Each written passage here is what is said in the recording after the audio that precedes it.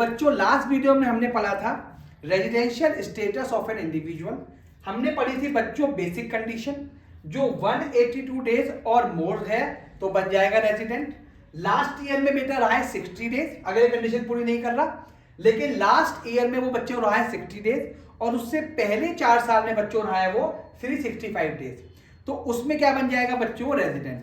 फिर बच्चों मैंने आपको बताया था cases where condition second is not applicable, जहां पे आपको केवल और केवल कंडीशन 1 देखनी है, अगर वो पूरी होती है रेजिडेंट, नहीं पूरी होती नॉन रेजिडेंट। पहला वेयर इंडियन सिटीजन, जहां पे वो जा रहा है एम्प्लॉयमेंट के लिए। सेकेंड क्रू मेंबर बन जाता है वो किसी इंडियन शिप का और बाहर जा रहा है, तब वो कंडीशन नहीं लगेगी। सेकेंड कोई इंडियन सिटीजन या person of Indian origin India आता है और उसकी इनकम इंडिया से excluded foreign sources income 15 lakh से कम है, तब भी आपको सेकेंड क्लॉज नहीं देखनी। अब हम बात करेंगे बच्चों एडिशनल कंडीशन की। एडिशनल कंडीशन बच्चों क्या होती है? एडिशनल कंडीशन बच्चों आपको बताता है कि आपका जो इंडिविजुअल है वो ROR बनेगा या बनेगा RNOR। What is ROR? Resident but ordinary resident, और RNOR resident but not ordinary resident. तो ये 2 क्लॉजेज होती हैं। ये आप कैसे पता लगेंगे? कई बार एग्जाम में बिल्कुल फ्लैट क्वेश्चन आता है कि बंदा रेजिडेंट तो है लेकिन वो ROR है या RNOR है। ये केवल 2 ही केस में पॉसिबल है, पहला इंडिविजुअल और दूसरा बच्चों HUF।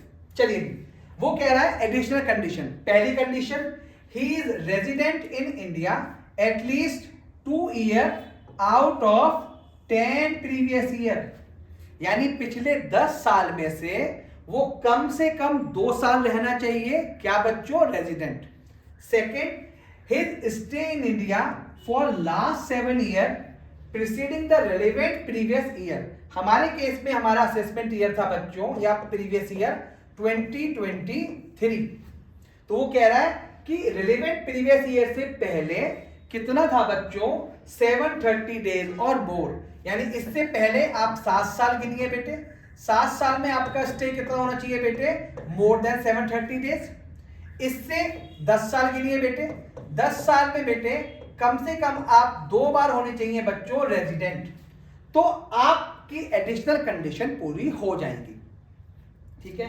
अब रेजिडेंट एंड ऑर्डिनरी रेजिडेंट कब बनेगा? वो पहली कंडीशन वो एटलीस्ट 1 पूरी कर रहा है बेटो बेसिक कंडीशन।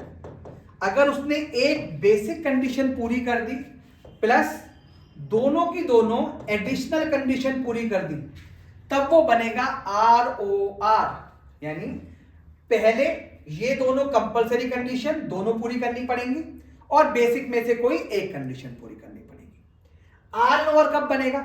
RNOR बनेगा बेटा जब उसने एक बेसिक कंडीशन पूरी तो कर दी हो, ये तो क्लॉज सेम है, लेकिन या तो वो एक कंडीशन पूरी करता हो या दोनों ही नहीं पूरी करता हो, तो उस केस में बेटे क्या होगा? उसको बोलेंगे RNOR।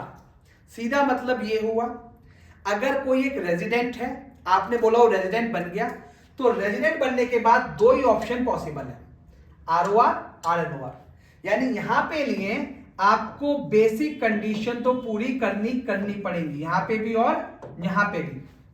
लेकिन अगर आपको बनना है ROR तो ये दोनों कंडीशन फुलफिल करनी है, और अगर इनमें से एक भी पूरी नहीं हुई तो आप बनोगे बेटे RNOR। आई होप समझ में आया होगा। नेक्स्ट क्या होता है बच्चों? नेक्स्ट होता है नॉन रेजिडेंट। नॉन रेजिडेंट क्या कह रहा है बेटा? वो एक भी कंडीशन पूरी नहीं कर पाया, ना वो 182 डेज और मोर रहा, ना पिछले साल में 60 दिन रहा, तो इस केस में वो बन जाएगा नॉन रेजिडेंट। जैसे आप कोई भी एग्जाम्पल लेके चल सकते हो, रिकी पॉन्टिंग, या अभी जैसे क्या चल रहा है बच्चों, वर्ल्ड कप चल रहा है, तो वर्ल्ड कप में क्या होगा? बहुत सारे प्लेयर्स इंडिया खेलने आ रहे हैं, स्टीवन स्मिथ खेलने आ रहा है बेटा, आ रहा है ना बेटे, डेविड वार्नर खेलने आ रहा है, तो क्या वो यहाँ पे रजिस्ट्रेशन पालेंगे? Answer is no. क्यों? पिछले सालों में उनकी आपको काउंटिंग देखनी पड़ेगी। तो नॉन रेजिडेंट जब वो एक भी बेसिक कंडीशन, यानी जब वो बेसिक कंडीशन बच्चों पूरी नहीं कर पा रहा। ठीक है बेटे, तो आई होप ये वीडियो आपको समझ में आया होगा बेटे।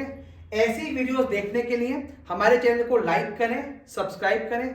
थैंक यू बच्चों।